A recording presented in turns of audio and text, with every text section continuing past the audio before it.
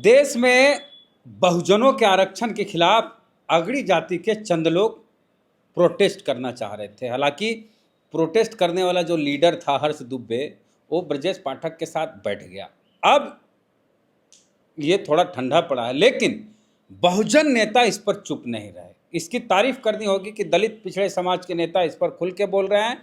रही बात चिराग पासवान की, तो चिराग पासवान ने कहा है कि आरक्षण कोई खैरात नहीं है कि इसको कोई खत्म कर देगा, यह संवैधानिक अधिकार है। उन्होंने ये कहा कि आरक्षण में छेड़छाड़ तो दूर, समीक्षा भी बर्दाश्त नहीं की जाएगी।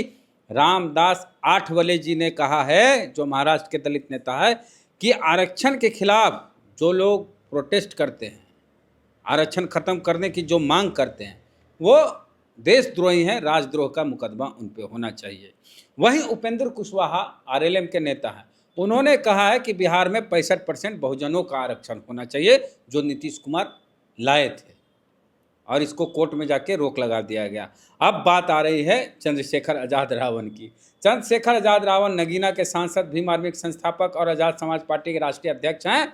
उन्होंने कहा कि कुत्ता पालो और क्या पालो, बिल्ली पालो और क्या पालो, कुछ भी पाल लो, भैंस जो भी पालना है पाल लो, लेकिन ये गलत फहमी और वहम मत पालो कि हम आरक्षण को खत्म कर देंगे। हाँ। आरक्षण खत्म करने की बात होगी तो सरकार को दिन में तारे दिखाने का काम इस देश के बहुजन समाज के लोग करेंगे। तो ये अब अमर ज्योति हैं, भीम आर्मी बिहार के प्रदेश अध्यक्ष। देखिए अमर ज्योति रावण जी की अधूरी बात को कैसे यहाँ पूरा कर रहे हैं, जो अधूरा हम बोले।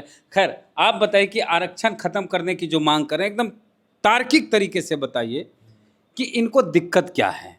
जब ओबीसी के आरक्षण में क्रीमी लेयर है ही, यानी गरीब ओबीसी को आरक्षण मिलता है, गरीब सवर्णों को आरक्षण मिलता है, तो बची बात एससी एसटी की, तो 15-7 22% केंद्र में, अब बिहार में 17%।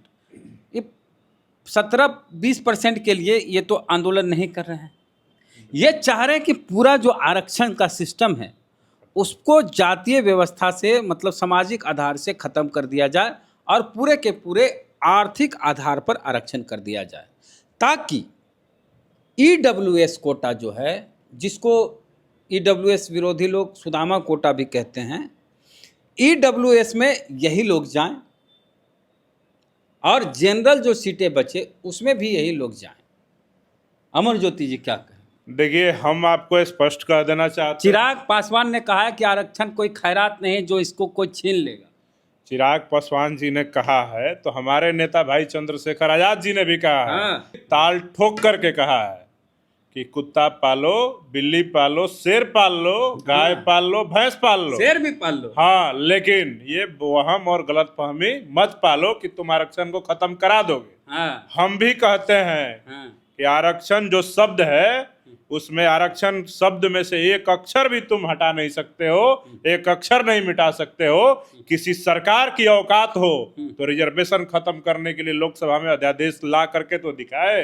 फिर ये बहुजन समाज के लोग, एससी एसटी ओबीसी समाज के लोग बताएंगे कि आरक्षण के खिलाफ जाने का हश्र क्या होता है। और ज्यादा आंदोलन करने का शौक है इन सवर्णों को, तो मैं तो कहता हूँ, हमारे नेता ने भी कल कहा है कि तुम एक पार्टी बना लो, लड़ो, पार्टी का नाम रख लो कि आरक्षण हटाओ पार्टी। हाँ, उसके बाद यूजीसी हटाओ एक पार्टी, ठीक है। और हाँ, बिल्कुल ऐसी वही तीन ही तुम्हारा मुद्दा होना चाहिए। पार्टी तीन मुद्दा पे वो लोग प्रोटेस्ट कर रहे हैं। एक बहुजनों का, दलित पिछड़े आदिवासी जो है उनका आरक्षण को खत्म कराना चाहता है। दूसरा उसका मुद्दा यूजीसी एक, जो बहुजनों के लिए खास करके ओबीसी ईबीसी के लिए, उसको खत्म कराना चाहता है। और एससी एसटी के खिलाफ वो लोग वही हम कह रहे हैं कि स्वर्ण समुदाय के लोग एक पार्टी का गठन कर लें, जिनको आरक्षण से दिक्कत है।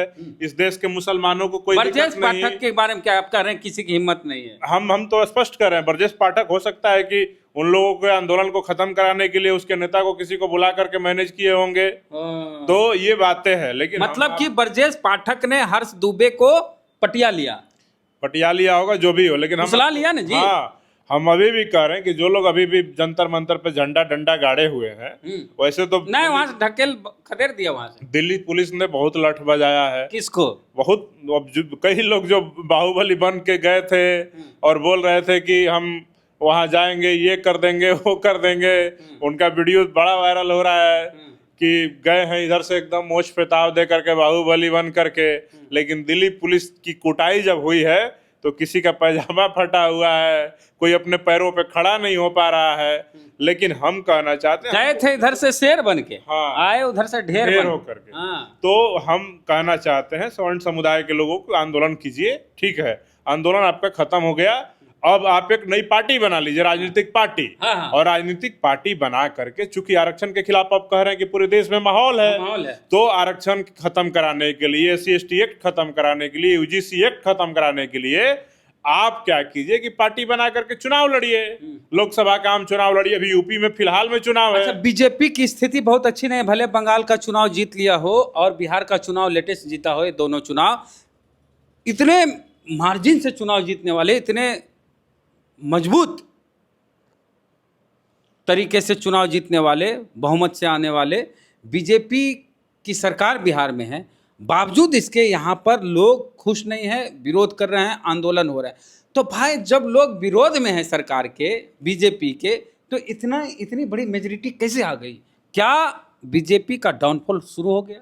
देखिए, इसको माना जा सकता है, लेकिन अभी देखिए भाजपा का ऊंचाई पे जा रहा है कि नीचे आ रहा है, उससे हमको ज़्यादा फर्क नहीं पड़ा। अभी आरक्षण का मुद्दा बड़ा भयानक है। हम स्पष्ट कहते हैं, स्वर्ण समुदाय के लोग पार्टी बनाए, यूपी चुनाव में तो हो गई पार्टी, हाँ, उसमें जाए, यूपी चुनाव में बहुमत लेकर के आए और बहुमत लेकर के उत्तर प्रदेश में आरक्षण खत्म करने की शुरुआत करें। हाँ, यूपी से शुरुआत करें, और फिर हम लोग मानेंगे, जो आप कानून बना देंगे, क्योंकि सदन से जो बनता है नियम कानून, उसी को इस देश को मानना पड़ता है। तो आप बहुमत लेकर के आइए और आरक्षण हटा दीजिए, SC ST एक्ट हटा दीजिए, UGC एक्ट हटा दीजिए, जो भी हटाना सब हटा दीजिए। हम ही लोग दूसरा देश चल जाएंगे सर। हम लोग को जहाँ भेजना होगा भेज दीजिएगा। भाई आरक्षण विरोधी लोग पार्टी बना के सरकार बना लीजिए, हम लोग दूसरा देश चल जाएंगे, पूरा बहुजन समाज के लोग।